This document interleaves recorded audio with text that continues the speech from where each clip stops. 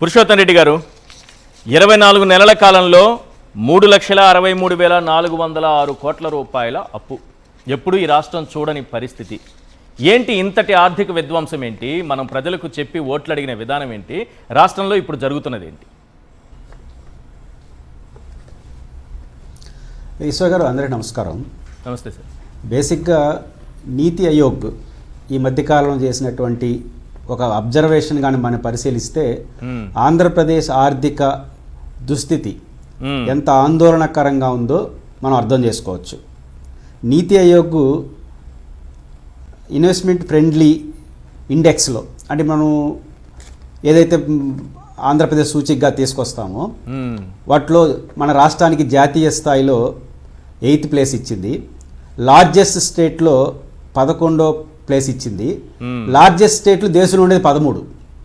అంటే కింద నుంచి 3వ ప్లేస్లో ఆంధ్రప్రదేశ్ ఉంది అని చెప్తూ దానికి వాళ్ళు కారణాలు చెప్తారు. ఆ కారణాలు ఏంటంటే ఆర్థిక నిర్వహణ అస్తవ్యస్తంగా ఉంది. ఓకే, మనం మొన్న లోక్సభలో మిథున్ రెడ్డి గారు, అవినాష్ రెడ్డి గారు అడిగిన ప్రశ్నకు సమాధానం చెప్తూ ఎన్ని పరిశ్రమలు వచ్చినాయి, ఎన్ని పోయినాయి, ఎన్ని వేల కోట్లు వచ్చినాయి, ఎన్ని పోయినాయో చెప్పుకొచ్చే లెక్క కారణాలు ఇదే. అంటే ఆర్థిక వ్యవస్థ అస్తవ్యస్తంగా ఉంది, అప్పులు పెరిగిపోతున్నాయి, ఇండెక్స్ సూచికలు సరిగ్గా లేవు కాబట్టి ఇండస్ట్రీస్ రావట్లేదు, ఉన్నవి నిలబడట్లేదు. ఎంత ఆర్థిక పరిస్థితి ఇబ్బందికరంగా ఉందంటే 24-25 లాస్ట్ ఇయర్ ఫైనాన్స్ ఇయర్లో 8 రోజులు మినహాయించి 365 రోజుల్లో మిగిలిన అన్ని రోజులు చేబదులకు వెళ్ళారు ఆర్బీఐ దగ్గరికి. చేబదుల ద్వారా తెచ్చుకున్న అమౌంట్ 1,72,000 కోట్లు. దీనికి అక్షరాల కట్టిన వడ్డీ 303 కోట్లు. ఇది చేబదులకు, రోజువారీ చేబదుల కోసం 1,72,000 కోట్లు అప్పు తీసుకొచ్చారు. దీంట్లో 303 కోట్ల రూపాయలు చేబదుల కోసం వడ్డీ కట్టిన మొదటి ప్రభుత్వం ఆంధ్రప్రదేశ్ ప్రభుత్వం. ఎందుకు వచ్చింది ఈ పరిస్థితి? ఆర్థిక నిర్వహణ ఎంత ఘోరంగా ఉందంటే కంట్రోల్ ఆఫ్ ఆడిటర్ జనరల్ ఇచ్చినటువంటి ఫస్ట్ క్వార్టర్స్, అంటే 1/4 June, April, May, June control of auditor ఇచ్చిన లెక్కలు చూసుకుంటే చాలా ఆందోళన కలిగిస్తూ ఉంది. మనకు రెవెన్యూ అంచనా ఎంత వస్తుందని అంచనా వేశారు? దాదాపు 2,34,140 కోట్ల రూపాయలు 1 ఇయర్ పాటు వస్తుందని అంచనా వేశారు. ఈ అంచనా అనుకున్నట్టుగా రావాలి అంటే మొదటి క్వార్టర్లో జూన్ వరకు 58,535 కోట్లు రావాలి. కానీ ఎంత వచ్చింది?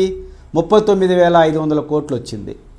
దాదాపు 20,000 కోట్ల రూపాయలు మొదటి 3 నెలల్లో ఇలా అంచనా రాలేదు.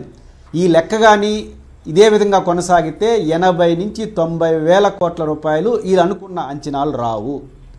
2, రెవెన్యూ లోటు 22,000 కోట్ల రూపాయలు పర్ ఇయర్ ఉంటుందని అసెస్మెంట్ వేస్తే మొదటి క్వార్టర్స్లోనే 23,000 కోట్ల రూపాయలు రెవెన్యూ లోటు కనపడింది. అంటే మొదటి క్వార్టర్స్లోనే 23,000 కోట్లు, సంవత్సరం అంతా 22,000 కోట్లు అంచనా వేస్తే మొదటి క్వార్టర్స్ వచ్చింది. ఫిజికల్ డెఫిసిట్ కింద కంట్రోల్ ఆఫ్ ఆడిటర్ జనరల్ ప్రకారం 75,868 కోట్ల రూపాయలు ఉంటుందని ఫైనాన్స్ మినిస్టర్ అంచనా వేస్తే మొదటి 3 నెలల్లోనే 33,618 కోట్లు డెఫిసిట్లోకి వెళ్ళిపోయారు. దీని ప్రకారం 75,000 కోట్ల రూపాయలు అప్పు చేస్తాన ఆంధ్రప్రదేశ్ ప్రభుత్వం 1,30,000 కోట్లు అప్పు చేయాల్సిన పరిస్థితి వస్తూ ఉంది. ఎందుకు ఈ వివరాలు చెప్తున్నానంటే దీని ఫలితం ఏమవుతుంది? మొదటిది, ఇండెక్స్ బాగాలేకపోవడం వల్ల, ఆర్థిక నిర్వహణ బాగలేకపోవడం వల్ల పరిశ్రమలు రావు.